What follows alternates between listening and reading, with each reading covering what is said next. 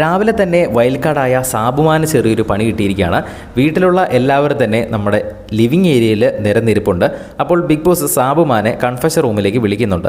ഇന്നത്തെ task letter വായിക്കാനാണ് confession റൂമിലേക്ക് വിളിച്ചത്. അതായത് മോർണിംഗ് ടാസ്കിൻ്റെ ലെറ്റർ വായിക്കാനാണ്. അപ്പോൾ സാബുമാൻ അവിടെ ചെല്ലുന്നു, കത്തെടുത്ത് വായിക്കാൻ പറയുന്നു. സാബുമാന് മലയാളം അത്ര ക്ലിയർ ആയിട്ട് വായിക്കാൻ അറിയത്തില്ല, വായിക്കുന്നതെല്ലാം മുക്കിയാണ് വായിക്കുന്നത്.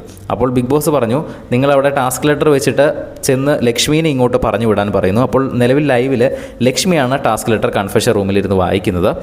സാബുമോൻ എന്നൊരു വൈൽഡ് കാർഡ് അവിടെ ബിഗ് ബോസ് വീട്ടിലേക്ക് കയറിയ പിന്നെ പ്രത്യേകിച്ചൊരു ഇമ്പാക്റ്റ് ഇതുവരെ ഉണ്ടാക്കാൻ കഴിഞ്ഞിട്ടില്ല. സംസാരിക്കാൻ അറിയാവുന്നതായിട്ട് നമ്മൾക്ക് ഇതുവരെ തോന്നിയിട്ടില്ല. ഒരു തരത്തിലുള്ള ഇമ്പാക്റ്റും ആ ഒരു വീട്ടിൽ നിലവിലുണ്ടാക്കാൻ കഴിഞ്ഞിട്ടില്ല.